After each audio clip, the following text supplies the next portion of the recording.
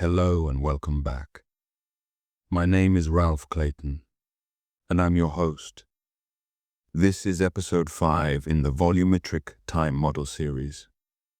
So far, we have been building this framework one step at a time. In episode 1, we talked about the difference between existence and access. We said reality can be fully consistent while your personal experience of it remains partial, delayed, noisy, and incomplete because you are inside the situation, not above it. In episode 2, we gave a name to a very common modern feeling: forecasting without power. That strange experience where you can see what is coming.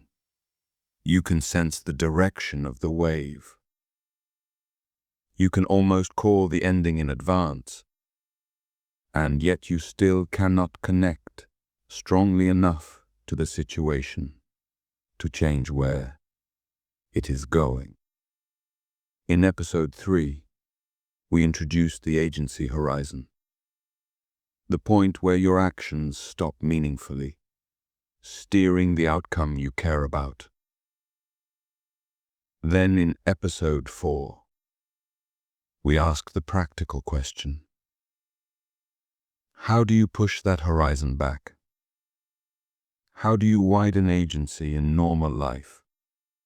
How do you build tighter loops, cleaner feedback, less noise, more margin, and better timing so your actions matter earlier and more reliably? Today, we take the next step. Because once you understand that prediction and control are not the same thing, and once you understand that your ability to steer can weaken before your ability to see weakens, the next question becomes very sharp. What exactly is the gap between seeing and steering? Why can you, sometimes, rid the future shape of a situation, even after your ability to change that situation has started to fade?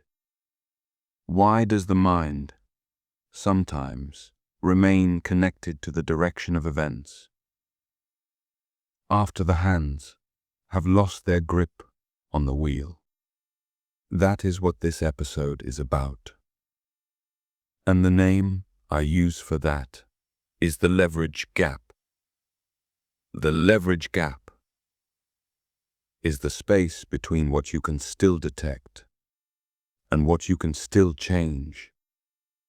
That is the simplest version, the space between visibility and influence,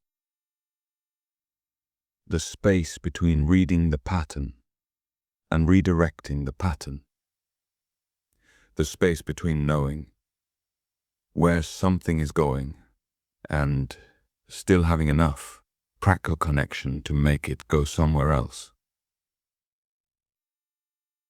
This is one of the most important ideas in the whole framework because it explains a huge amount of ordinary human experience. It explains why people can sense a breakup coming before they can stop it. It explains why people can see burnout coming before they can fully prevent it. It explains why investors, workers, and ordinary people can feel the shape of an economic shift before they have enough leverage to avoid the damage. It explains why a person can know a habit is taking them somewhere bad while still failing to interrupt the loop cleanly. It explains why awareness can survive after steering has started to decay. And right away, I want to say something very clearly. This is not a mystical episode. This is not an episode about magic. This is not an argument for mind reading, fortune telling, or supernatural knowledge. This is a much simpler and much more grounded idea. In many real systems, prediction is easier than control. That is the heart of it. Prediction is often cheaper. Control is often more expensive. Prediction often survives longer. Control often fails first. That is not weird. That is normal. And once you really understand that, a lot of life starts making more sense. Let's start with a very simple example. Imagine standing on a beach and watching a giant wave rolling toward shore. You can see where it is headed. You can estimate when it will break. You can sense that it is going to hit a certain stretch of sand. That is readout. That is visibility.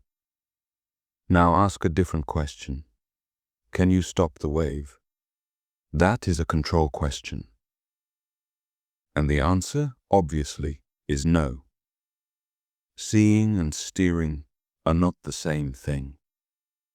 You can read the wave without having the power to redirect the ocean. Now, that sounds obvious on a beach. Nobody finds that confusing. But in daily life, people get confused about this all the time. They think if they can see the direction of something, they should still be able to control it. If they understand it, they should be able to fix it. If they can name the pattern, they should be able to break it. But that is not always true. A lot of situations in life are wave-like. They have momentum. They have built-up structure. They have inertia. They are easier to observe than to redirect. And the fact that you can detect the trajectory does not guarantee that you still have enough leverage to change it. That is the leverage gap. Now let's go a little deeper. Why is prediction often easier than control? Because prediction only requires information. Control requires information plus influence. That difference matters. To forecast where a storm is moving, you do not need to command the clouds. To recognize that a friend is drifting away emotionally, you do not need the ability to change their inner life on command. To notice that your work life is becoming unsustainable, you do not need immediate power over every deadline, expectation, and financial pressure around you. To see that an unhealthy habit is becoming more entrenched, you do not need the power to instantly rewire your body, your reward loop, and your environment. Readout and influence are different layers. Readout asks, what direction is this system moving in? Influence asks, how much can my action still alter that direction? Those are not the same question. And one of the main mistakes people make is collapsing them into one. They say, I saw it coming, so I should have been able to stop it. Not necessarily. Sometimes yes. Sometimes no. Sometimes seeing the path only proves that the path has become legible. It does not prove that it is still easy to bend. That distinction is one of the great emotional relief and valves in this whole framework. Because a lot of fake guilt comes from confusing visibility with control. Now let's make this even more normal and human. Think about a relationship that is fading, not exploding, not some giant movie scene, just fading. The tone changes, the warmth changes, the pattern of messages changes, the little repairs stop happening, conversations become thinner, distance becomes normal. Often the people inside that relationship can feel this long, before any official ending. That is important. They are not blind. They can often sense the future shape of the relationship before the relationship formally breaks. Why? Because patterns become readable. The drift has a texture. The silence has a texture. The energy has a direction. The future starts narrowing, so the readout gets better. The trajectory becomes easier to sense. But at the same time, control may be getting worse. Why? Because the pattern has momentum now. The stories people are telling themselves have hardened. The openness is lower. The elasticity is lower. The willingness to repair may be lower. The timing is later. So in that situation, a person may know exactly where it is going, while also having much less practical leverage to change it. That is the leverage gap. And once you see that, a lot of heartbreak starts looking different. Not less painful, but more intelligible.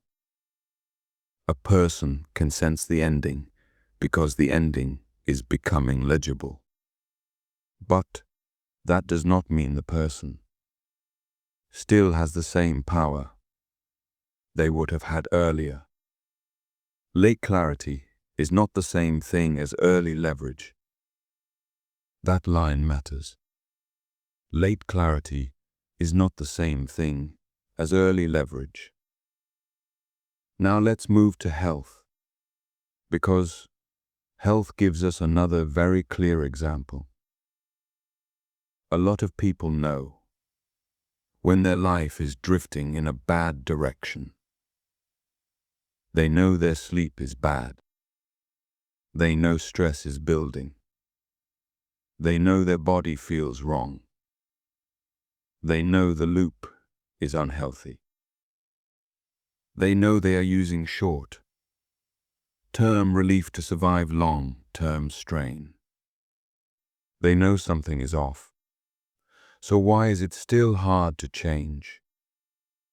Because noticing the direction is not the same thing as having immediate steering power over the whole pattern. By the time the problem becomes clearly readable, it often already has momentum. The body has momentum. The routine has momentum. The reward loop has momentum. Fatigue has momentum. Stress has momentum. So now prediction is easy. The person can say, if this keeps going, I know where it ends. But control is harder. A single good meal does not fix it. One good night does not fix it. One productive day does not fix it. That does not mean action is useless. It means the system you are trying to steer is already moving with accumulated force. Again, that is the leverage gap. You can see the direction more clearly than you can change the direction. Now let's zoom out even more. This happens in money all the time. People often know they are becoming fragile before they officially collapse. They can feel it. No buffer, no breathing room. Every surprise hurts. Every bill feels heavier. Every setback ripples farther than it should. That is not total ignorance. That is readout. The person can sense the direction of the structure. They know, if one more thing goes wrong, this gets bad fast. But knowing that is not the same as instantly being able to change all the forces involved. Income timing, debt load, cost structure, commitments, stress, fatigue, job constraints, emergency expenses, decision quality under pressure. All of that has momentum too. So again, prediction may remain alive while leverage is low. This is why people so often feel trapped inside situations they can describe perfectly. They say, "I know exactly what is happening." Yes, that can be true. And still, your influence over the next phase can be weak. That is not a contradiction. That is the whole point. Now, I want to make the core idea even clearer with a simple metaphor. Imagine you are looking at a train from a hilltop. From where you stand, you can see the tracks. You can see the curve ahead. You can see where the train is headed. That is readout. That is prediction. But now ask, can you move the train? From the hilltop, no. You may have a good view and almost no leverage. Now imagine being inside the control cabin much earlier on the route. Your view may actually be narrower in some ways. You may not see the whole curve as clearly, but you have more influence. That is a very important contrast. Sometimes being farther from control gives you a cleaner picture. And sometimes being closer to control gives you less overview, but more leverage. That tension is everywhere in life. Sometimes things become easier to read as they become harder to influence. That is not paradoxical. It is exactly what we should expect in systems that narrow over time. As possibilities collapse, the future becomes easier to forecast. But the same narrowing often means there is less flexibility left. So your readout rises while your leverage falls. That is the signature shape of the leverage gap. Now this is where the episode gets really practical. Because once you understand the leverage gap, you stop making several common mistakes. The first mistake is moralizing everything. People say, if I knew, then I must be guilty. If I saw it coming, I must have failed. If I understood it, I must have chosen badly. Sometimes that is partly true, sure. Sometimes people really do ignore early levers. Sometimes denial plays a role. Sometimes avoidance plays a role. But not every painful outcome is just a morality tale. Sometimes the system became much easier to read right, as it became much harder to move. That matters. Because if you do not understand that, you can spend years punishing yourself for not doing the impossible. And that kind of guilt does not help anybody. The second mistake is waiting for perfect clarity before acting. This is huge. A lot of people think, once I really understand what is happening, then I will move. But here is the danger. Perfect clarity often arrives late. Why? Because clarity often rises when the future narrows. The pattern becomes obvious. Because the options are shrinking. That means waiting for maximum certainty can be a disaster. By the time the thing feels undeniable, some of your best leverage may already be gone. This is why practical life so often rewards earlier, imperfect action over later perfect understanding. That is worth remembering. Earlier imperfect action can beat later perfect understanding. Not always, but often. The third mistake is assuming that more information automatically means more control. That is not true. Sometimes more information just means better readout. And better readout is useful, but it is not the same as stronger steering. You can know more and still remain weakly connected to the outcome. This happens all the time in modern life. People read more, watch more, analyze more, think more, predict more, and still cannot move the thing they care about very much. Why? Because they are improving their map faster than they are improving their leverage. They are increasing visibility, not influence. And if you do not separate those, you get frustrated in a very specific way. You start thinking knowledge is useless. But knowledge is not useless. It is just not identical to control.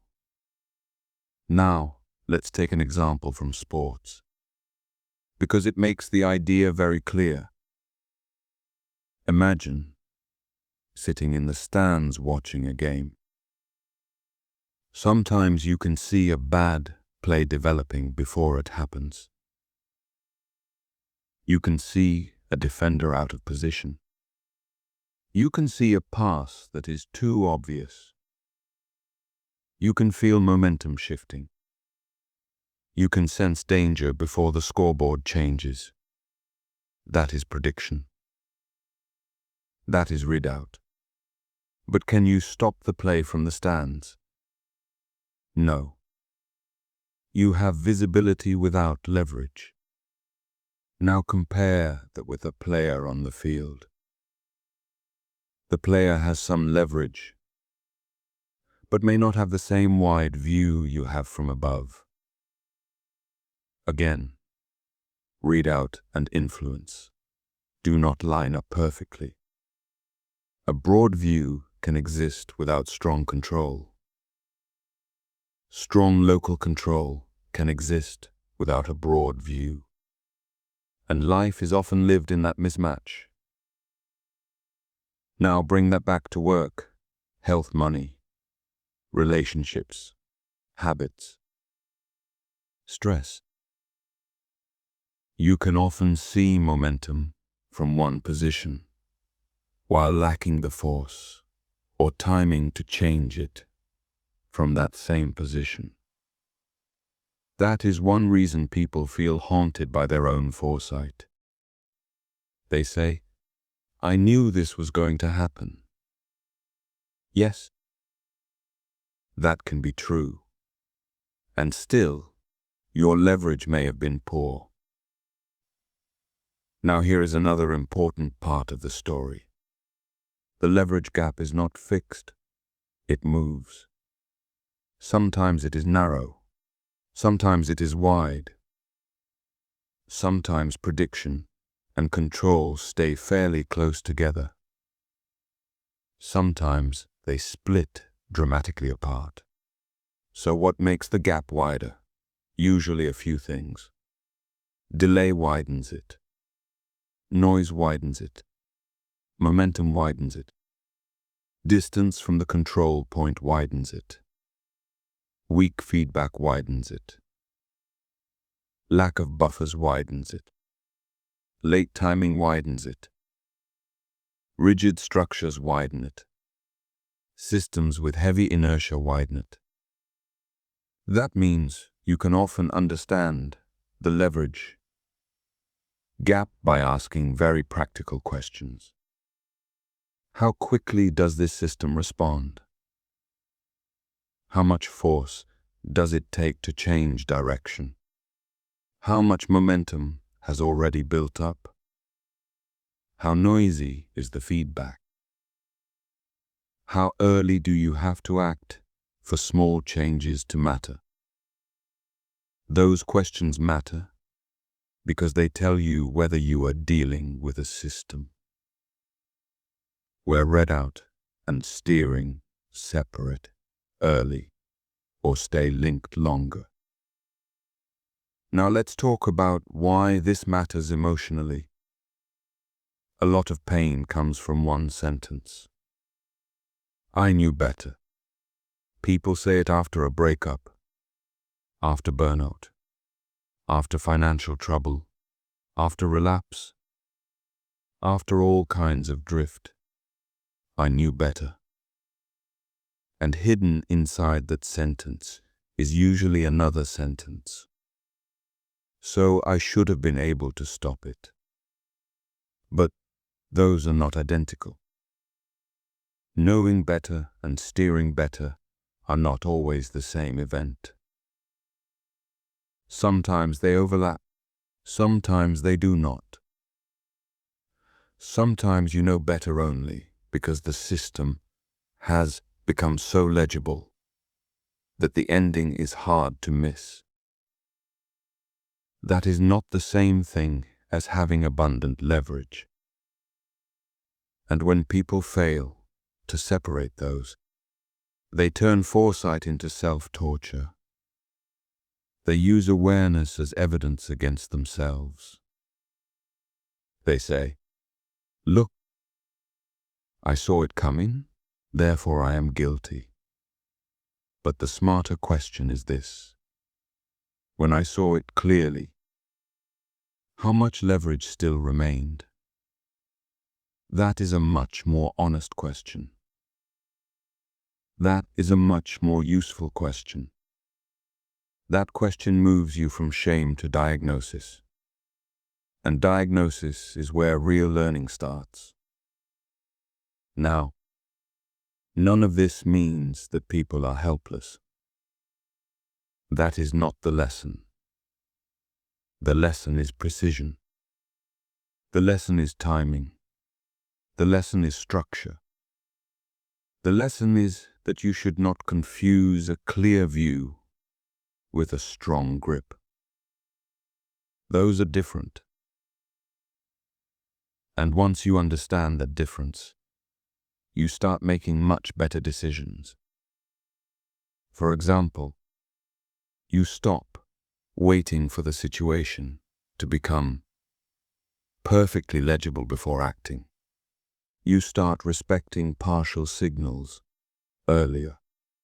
You start moving when the readout is still fuzzy, but leverage is higher. That is a huge upgrade. You also stop wasting yourself on fake guilt later. You stop assuming that because the ending became visible, You must have had full power over it. And you start asking a much more important question. Where, in this kind of situation, does leverage begin to decay? That is the kind of question that changes lives. Now let's connect the leverage gap back to the agency horizon. The agency horizon is where your practical steering drops too low to matter meaningfully for the outcome you care about. The leverage gap is the zone where prediction is still alive even though steering is already weakening or gone. That means the leverage gap often begins before the horizon is fully crossed and can continue after it. In plain English, there is often a stretch of life where you can still see what is happening, maybe even more clearly than before, but your ability to change it is shrinking fast. That zone can be emotionally brutal, because it feels like awareness without rescue. It feels like watching the story continue while your hands slip off the wheel. That feeling is one of the reasons forecasting without power hurts so much. It is not just that you see a bad outcome. It is that you see it while feeling your leverage thinning out. That combination is psychologically heavy, but it is also extremely informative, because it tells you that readout and control have separated. Now here is something very important. If you want to live better inside this framework, one of the most useful skills you can build is learning the difference between improving readout and improving leverage. Those are not the same project. Improving readout means seeing the pattern more clearly. Improving leverage means increasing your actual ability to change the pattern. Sometimes one helps the other, but not always. You can become an expert at reading your own disaster and still not be very good at interrupting it. You can understand your relationship deeply and still not know how to improve the loop early enough. You can analyze your money problems brilliantly and still have no buffer, no margin, and no early control points. You can understand your stress perfectly and still live in a setup that keeps recreating it. This is why real practical change often looks less like pure insight and more like redesign. Redesign of timing, redesign of feedback, redesign of defaults, redesign of environment, redesign of margin. Why? Because if the problem is leverage, then better maps alone are not enough. You need better contact with the steering points. That is a very important line. If the problem is leverage, then better maps alone are not enough. Now let's take a simple everyday example. Suppose you keep going to bed too late. You understand why. You know the pattern. You know the cost. You can predict how tomorrow will feel. You can almost narrate the whole failure in advance. That is readout. But what would leverage look like? Leverage might mean changing what happens in the hour before bed. Leverage mean taking the phone out of the room. Leverage might mean changing the lighting. Leverage might mean eating earlier. Leverage might mean reducing late night stimulation. Leverage might mean building a real shutdown routine. Notice the difference. Readout says, I understand the problem. Leverage says, I have a handle that can change the trajectory. That is the gap. That is exactly the gap. And once you see it, you stop being impressed by awareness alone. Awareness matters. But awareness without a handle is not the same thing as agency. Now, let's make the same point with money. Readout says, I know I am drifting toward trouble. Leverage says, I have a buffer, a budget, a spending break, a clearer loop, a way to catch drift sooner, a way to reduce the damage before it compounds. Readout says, I can describe the storm. Leverage says, I still have a wheel that connects to something. Again, those are different layers.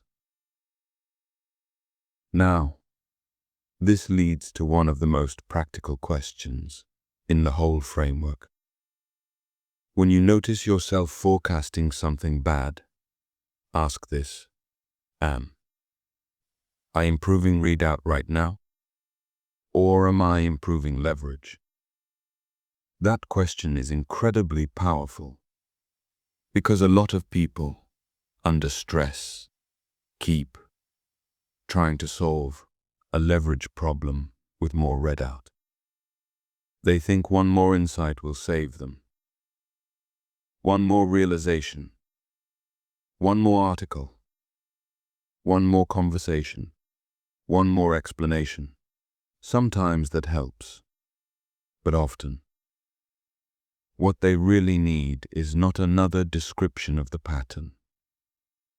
They need a handle, a timing change, a buffer, a boundary, a structure, a shorter feedback loop, an earlier intervention point. That is leverage. That is where change lives. Now let's zoom out to a bigger view. Why does the leverage gap matter so much in modern life? Because modern life is full of large systems with huge momentum.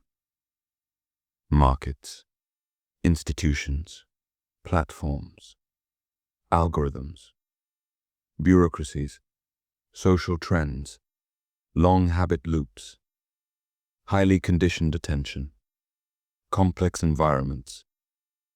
In systems like that, your local readout may remain active long after your local leverage becomes weak. You can see trends. You can feel drift. You can sense narrowing futures. You can notice instability. But your ability to redirect the whole thing may be limited. That does not make your perception fake. It makes the system heavy. And once you understand that, you stop treating every bad outcome as proof of personal stupidity. Sometimes the structure is simply carrying more inertia than your available action can overcome. Again, that does not erase responsibility. It sharpens responsibility. It tells you responsibility lies partly in timing, partly in structure, partly in where you place yourself relative to leverage points. That is a much more grown up way to think. Now I want to land this in the most human way possible. A lot of people walk around carrying old pain that sounds like this. I knew the relationship was ending. I knew I was burning out. I knew the money situation was fragile. I knew the habit was taking me somewhere bad. I knew I was drifting. And because they knew, they turned themselves into the villain. They say, "So, why didn't I stop it?" Sometimes the answer is that they really did ignore early levers, and there is something to learn there. But sometimes the answer is more painful and more precise. Sometimes by the time they knew clearly, the situation had become much easier to read than to move. Sometimes visibility survived after leverage had started collapsing. Sometimes they were standing on the hill seeing the train curve, while no longer being near the controls. That is not comforting exactly, but it is honest. And honest pain is easier to work with than muddy blame. Because once you understand the leverage gap, you can learn the right lesson. The lesson is not just, "I should have known." Often you did know. The better lesson is, when does this kind of situation stop being easy to steer? Where are the early handles? What signals appear before maximum clarity? What structures keep leverage alive longer? Those are wiser questions. Those are useful questions. Those are the questions that push the horizon back next time. So let's close this cleanly. The leverage gap is the space between what you can still detect and what you can still change. It is the gap between readout and influence. The gap between prediction and steering. In many real systems, prediction is easier than control. That is why you can often see the direction of events after your practical ability to redirect them has already started fading. As situations narrow, the future often becomes easier to read. But that same narrowing can mean there is less flexibility left. So, readout rises while leverage falls. That is why people so often understand things clearly right before failure, breakup, burnout, or collapse. The growing clarity does not always mean growing power. Sometimes it means the future has become more legible because the options are shrinking. The practical lesson is simple. Do not wait for maximum clarity before acting. Respect early signals. Learn to tell the difference between improving readout and improving leverage. And when you are stuck forecasting something bad, ask not only, "What do I now understand?" but also, "Where is the actual handle? Where is the steering point? Where does my action still connect?" That is how this idea becomes useful. Thank you for listening. My name is Ralph Clayton. This was episode 5 of the Volumetric Time Model series. And next time, we are going to go one step further. Because once you understand the gap between seeing and steering, the next question becomes very exciting. Can we measure that gap? Can we actually detect the point where prediction stays above the floor while steering falls away? Can we test this idea instead of just describing it? That is what we will talk about next. See you soon.